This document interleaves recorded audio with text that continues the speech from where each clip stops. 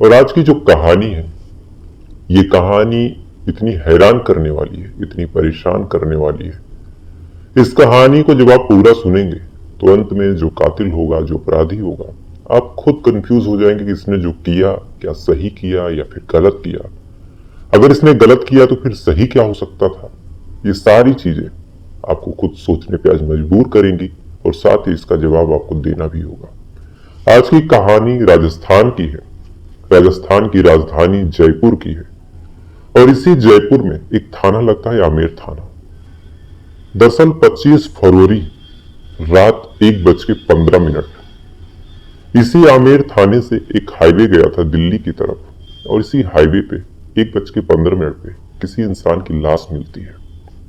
लाश जब पुलिस वाले देखते हैं तो बॉडी को किसी वाहन से, चाहे वो ट्रक रहा हो चाहे वो पिकअप रहा हो, उससे कुचला गया था और देखने में ऐसा लग रहा था कि मानो उस इंसान का एक्सीडेंट हुआ है। एक्सीडेंट होने की वजह से इसकी मौत हो गई है। अब पुलिस वाले जब लाश को देखते हैं तो शुरुआत में तो उन्हें लगता है कि एक्सीडेंट हुआ है, लेकिन पुलिस वालों की जो नजर होती है कहीं ना कहीं थोड़ा सा पारखी होती है। लाश को देखते हैं उन्हें लगता है कि शायद दाल में कुछ काला है और इस इंसान का एक्सीडेंट ना होके शायद किसी ने मर्डर किया है और इसे एक्सीडेंट का रूप दिया गया है। अब पुलिस वालों के पास कई दिक्कतें थी। सबसे पहले कितना बड़ा हाईवे है, ये आदमी कौन है, ये मरने वाला कहां से आया है। हो सकता है कोई मार के कहीं से लाके इसे फेंक दिया हो सकता है यहीं का लोकल हो। अब इन सारे सवालों के जवाब पुलिस वालों को ढूंढने थे। इसके बाद ही पुलिस वालों को जो कातिल होगा, जो मुजरिम होगा, उसे पकड़ना था। पुलिस वाले फोटो वगैरह क्लिक करते हैं, बॉडी को पोस्टमार्टम के लिए भेजते हैं। मामला जो वहां के एडिशनल कमिश्नर है कैलाश चंद्र बिश्नोई, उनके तक जाता है। वो भी थोड़ा सा एक दिशा निर्देश देते हैं और कहते हैं कि इस हिसाब से काम करो तभी मामला सुलझेगा। बाकी अधिकारी भी उस हिसाब से काम करने पे जुटते हैं और सबसे पहले मरने वाले का जो डिस्क्रिप्शन है, मरने वाला कैसा दिखता था, क्या कपड़ा पहना था, कैसी तस्वीर आएगी, ये सारी चीजें जगह जगह वायरल करते हैं, फेसबुक पे डालते हैं, व्हाट्सएप ग्रुप्स में शेयर करते हैं। सारे थानों में चेक करते हैं कि क्या कोई ऐसा है जो गायब हुआ है, अगर गायब हुआ है तो आके बॉडी क्लेम करे। सारी चीजें चेक करने के बाद पुलिस वालों की जो मेहनत है वो रंग लाती है और इस इंसान की पहचान कुंडा कुकस निवासी कमलेश अटल के रूप में होती है। मरने वाला कमलेश अटल 35 साल का था और सबसे हैरान करने वाली बात यह है कि जो कमलेश अटल है वो एक इलेक्ट्रीशियन है और 2-3 साल पहले किसी छत पे ये काम कर रहा था। काम करते करते इसका पैर फिसला, फिसलने के बाद ये गिरता है। गिरने के बाद इसकी जो लोअर बॉडी है यानी कमर से नीचे का हिस्सा वो पैरालाइज हो जाता है। अब एक आदमी जो पैरालाइज है वो आदमी हाईवे पे कैसे पहुंच गया, यानी अब ये मामला कहीं से भी एक्सीडेंट का तो नहीं है। पुलिस वाले इस कमलेश अटल के परिवार तक पहुंचते हैं। परिवार में इसका भाई मिलता है, इसकी मां मिलती है, पत्नी पहले से ही मर चुकी थी, इसके कुछ बच्चे थे। जैसे तैसे करके उनको ढांढस बंधाते हुए बताते हैं कि आपके बेटे का शायद कत्ल हो गया है और लाश इस हाईवे पे मिली थी, हमने उसे सीएचएस हॉस्पिटल भेज दिया पोस्टमार्टम के लिए। पोस्टमार्टम अभी हो जाएगा, आप आके बॉडी ले लीजिएगा। अब घर में जब ऐसी खबर पहुंची कि उनके परिवार के किसी सदस्य का मर्डर हो चुका है तो जाहिर सी बात है परिवार वालों की जो हालत होगी वो खराब हो जाएगी। परिवार वाले रोने पीटने लगते हैं, पुलिस वालों को कार्रवाई भी करनी थी। अब परिवार वाले रो रहे हैं, पुलिस वालों को सवाल भी पूछने हैं। कोई ऐसा नहीं था जो जवाब देने की हालत में हो। पुलिस वाले जो मरने वाला कमलेश था उसके भाई को समझाते हैं, ढांढस बंधाते और कहते हैं कि देखिए जिसको जाना था वो तो जा चुका है, लेकिन कम से कम मारने वाला कौन है, कातिल कौन है, अगर उसे पकड़ लिया जाए तो कम से कम गुनहगार को तो सजा मिल जाएगी। कमलेश अटल का जो भाई था इस बात को समझता है, पुलिस के साथ कोऑपरेट करता है और कहता है कि साहब ठीक है, आपको जो पूछना है, जो पूछताछ करनी है आप कीजिए, बस मेरे भाई का जो कातिल है उसे ढूंढ दीजिए। अब परिवार से कमलेश का जो भाई था वो कोऑपरेट कर रहा था, सारे सवालों के जवाब दे रहा था। इसीलिए जो पुलिस वाले थे सबसे पहले कमलेश अटल से पूछते हैं, उसके भाई से, कि क्या किसी से कोई दुश्मनी थी, कोई रंजिश थी। अब इस पे उसका भाई कहता है कि साहब जो आदमी 2 साल से बिस्तर पे पड़ा हो, जो आदमी चलने फिरने में भी उतना कंफर्टेबल ना हो, किसी से लड़ाई झगड़ा दुश्मनी कैसे पालेगा। अब इस पे पुलिस वाले पूछते हैं कि क्या आपको किसी पे शक है। तब इस पे भी कमलेश अटल का जो भाई था वो कहता है कि साहब, हम इतने धनवान लोग नहीं हैं, ना ही इतने दबंग लोग हैं कि हमारी किसी से झगड़ा हो, हमारी किसी से दुश्मनी हो। अब किस पे शक जाहिर करे, सारे लोग तो अपने हैं। अब परिवार से भी कोई ऐसा नहीं मिल रहा था जो किसी पे शक जाहिर करे, आसपास के लोगों में भी कोई दुश्मनी का एंगल नहीं दिख रहा था। अब पुलिस वाले अलग अलग एंगल पे इस मामले की जांच पड़ताल शुरू करते हैं। सबसे पहले चेक करते हैं कि कोई जमीनी भी बात तो नहीं है। इसके चेक करने के बाद भी पुलिस के हाथ कुछ नहीं लगता। फिर पता करते हैं कि किसी से कोई पुरानी रंजिश रही हो जो शायद परिवार वालों को ना पता हो। इस एंगल से भी छानबीन के बाद कुछ भी पता नहीं चलता। लेकिन जो पुलिस वाले थे हार मानने को तैयार नहीं थे। जब बाहर से कोई एंगल पुलिस वालों को नहीं मिल रहा था तो पुलिस वालों को लगता है कि क्यों ना जो परिवार के लोग हैं उनसे अलग अलग पूछताछ की जाए। हो सकता है कोई ऐसी बात हो जो माँ को उसने बताया हो सकता है कोई ऐसी बात हो जो उसने अपने बच्चों को बताया हो। इसीलिए जो पुलिस वाले थे इस कमलेश अटल के परिवार से अलग अलग तरीके से पूछताछ करते हैं। कभी बच्चों से पूछते क्या आपको कुछ पता है, कभी माँ से पूछते, कभी भाई से पूछते, कभी पड़ोसियों से पूछते, घर में कुछ किराएदार रह रहे थे उनसे भी पूछते। तो सारे लोग तो बड़ा ठीक ठाक जवाब दे रहे थे। लेकिन जो कमलेश अटल की माँ थी प्रेम देवी, वो कहीं ना कहीं जवाब देने में ऐसा लग रहा था कि जैसे कुछ छुपा रही है। अब पुलिस वाले इस बात को जब भांपते हैं कि जो कमलेश अटल की माँ है वो कुछ ऐसा जवाब दे रही है जिससे लग रहा है कि ये कुछ छुपा रही है, तो पुलिस वाले अब इस कमलेश अटल की माँ से सख्ती से और घुमा के जब पूछताछ करते हैं तो अंत में ये जो महिला थी, एक आदमी की जो माँ थी जो मर चुका था, कुछ ऐसी बात बताती है जिसे सुनने के बाद जो पुलिस वाले थे एक तरह से उनकी रूह कांप जाती है कि इस महिला ने जो कुछ किया क्या सही किया या गलत किया। दरअसल प्रेम देवी बताती है कि जिसका बेटा कमलेश है कुछ साल पहले जब छत से गिरा और उसके निचले हिस्सा जो था पैरालाइज हुआ, तब से ये कहीं जाता नहीं था। कभी कभार एक फार्म हाउस से वहीं जाता था, बाकी पूरा दिन घर में रहता था। और घर में रहते रहते इसकी जो नजर थी और इसकी जो लत थी दोनों गंदी हो जाती है। ये शराब का आदी हो जाता है, आए दिन शराब पीता और शराब पीते एक दरिंदा बन जाता।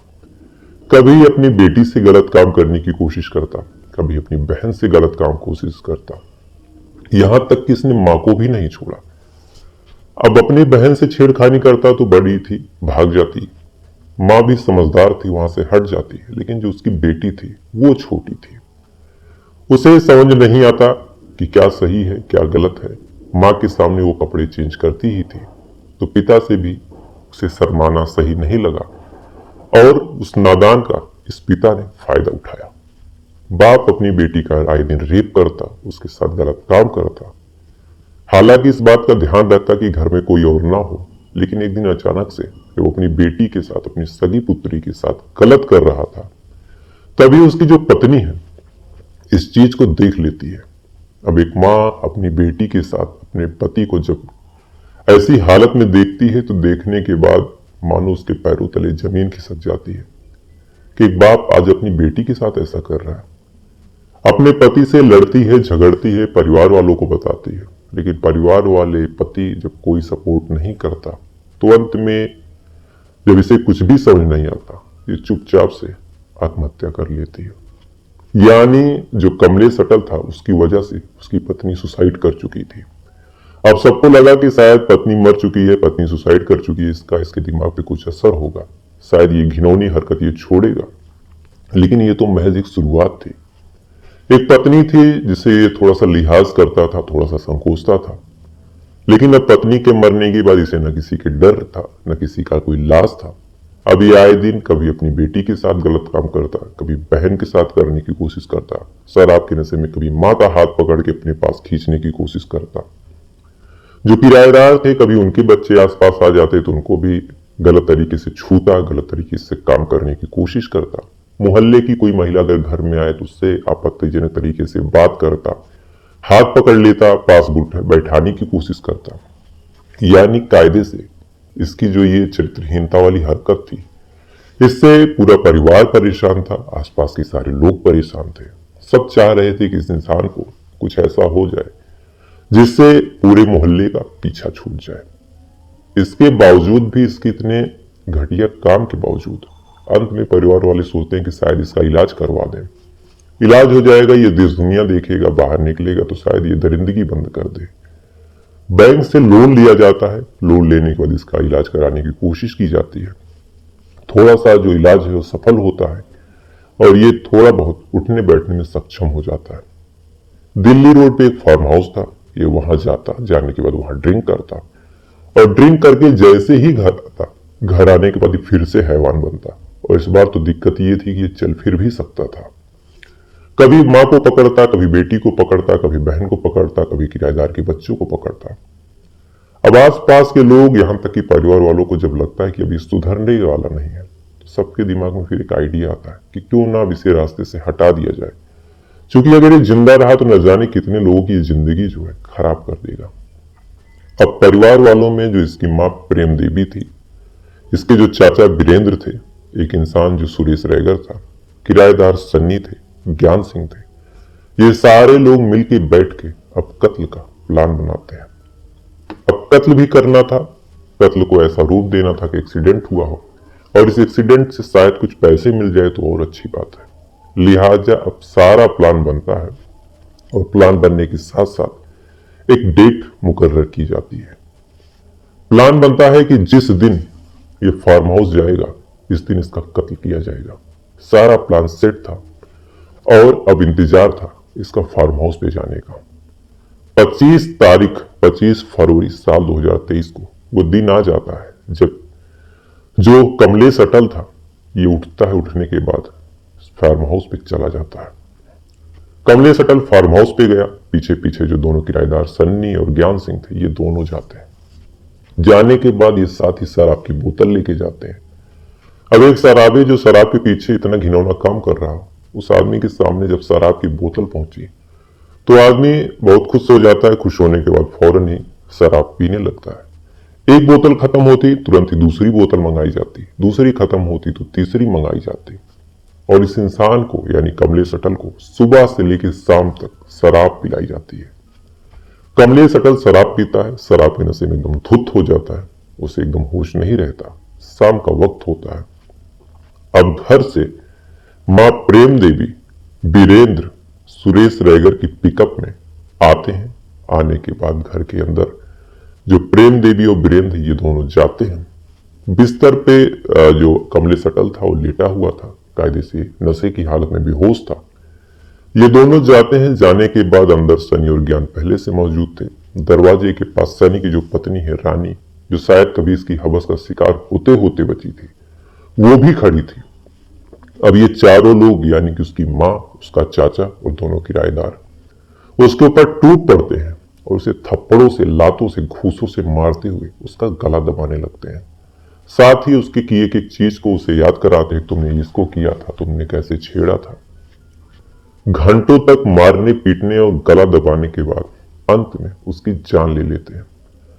अब कत्ल हो चुका था, लेकिन लाश को ऐसे ठिकाने लगाना था कि ये जो मामला है नेचुरल डेथ का लगे या फिर एक्सीडेंटल डेथ का लगे और कहीं से भी मर्डर का ना लगे और इससे कुछ पैसे मिल जाए तो शायद और अच्छी बात। अब इसी प्लान के तहत जो कमलेश अटल है, उसे पिकअप पे लादा जाता है। लादने के बाद दिल्ली रोड पे लेके चला जाता है। 12 बजे से ये लोग चलते हैं। चलते चलते लगभग 12:30 तक उस हाईवे पे चलते हैं। एक सुनसान जगह देखते हैं जहां पे गाड़ियों का आवागमन कम था। वहीं पे उस लाश को फेंकते हैं और फेंकने के बाद गाड़ी के आगे उस लाश को फेंकते हैं और फेंकने के बाद पिकअप से उस लाश को कुचलते हुए आगे निकल जाते हैं। पिकअप से लाश कुचली जा चुकी थी, यानी देखने में मामला एक्सीडेंट का लगने वाला था। इसके बाद सारे लोग गाड़ी में बैठते हैं और प्लान यही था कि कुछ नहीं तो कमलेश की बॉडी का एक्सीडेंट क्लेम करेंगे और इससे ना हुआ तो जो पिकअप है उसका एक्सीडेंट क्लेम करके पैसे ले लेंगे। अब इसके बाद ये सारे लोग घर आ जाते हैं। आने के बाद चुपचाप से सो जाते हैं और मानो ऐसा प्रिटेंड करते हैं कि इन्हें कुछ पता ही नहीं है और इन्हें लगा था कि ये लाश या तो मिलेगी नहीं, मिलेगी तो शायद घर तक पहुंचेगी नहीं, घर तक पहुंचेगी तो भी मामला एक्सीडेंट का लगेगा, यानी किसी भी एंगल से जो मां है या फिर जो बाकी कत्ल में शामिल थे, ये किसी भी एंगल से नहीं शामिल होंगे। अब मां और बाकी लोग तो घर पे रुकते हैं, लेकिन जो किराएदार थे उन्हें डर था कि शायद फंस सकते हैं, इसीलिए ये किराएदार अगले ही दिन अपने अपने गांव की तरफ निकल जाते हैं, घर को खाली कर देते हैं और फिर इंतजार करते हैं कि जब मामला रफा दफा हो जाएगा और प्रेमा देवी फोन करेगी तब लौट के आएंगे। अब ये बात जब उसकी मां रोते हुए बता रही थी कि कैसे उसका बेटा दरिंदा हो चुका था, हर स्त्री को वो पत्नी बनाना चाह रहा था, हर स्त्री के साथ वो सोना चाह रहा था, ना ही उसे बेटी का लाज था, ना ही उसे बहन का मोह था, ना ही उसे मां से कोई शर्म थी, वो सबके साथ शारीरिक संबंध बनाना चाह रहा था, नशा करने को तो जानवर हो चुका था। अब ये चीज सुनने के बाद जो पुलिस वाले थे वो भी नहीं समझ पा रहे थे कि अब इस महिला को गिरफ्तार करें, कौन सी धारा लगाएं, क्योंकि अगर 302 लगाएंगे तो मर्डर तो आखिर मर्डर है, कानून में मर्डर के लिए सजा का जो प्रावधान है उसी हिसाब से इसे सजा मिलेगी। पुलिस वालों का भी मन नहीं हो रहा था कि इस महिला के ऊपर कोई आरोप लगाए, लेकिन अंत में उन्होंने आरोप लगाया। बहरहाल कोर्ट से उम्मीद है कि इस महिला की साबिती को सुनने के बाद शायद थोड़ा सा सॉफ्ट कॉर्नर इस मामले में दिखाया जाए, लेकिन फिर भी सजा तो होगी। बाकी सारे लोगों को अलग अलग जगह से गिरफ्तार किया गया। तो ये थी पूरी कहानी कि कैसे एक आदमी शराब पीने के बाद अपने परिवार के साथ ऐसा काम कर रहा था कि शायद उसके साथ कत्ल करना भी या फिर जो उसका कत्ल हुआ कहीं से गलत नहीं हुआ।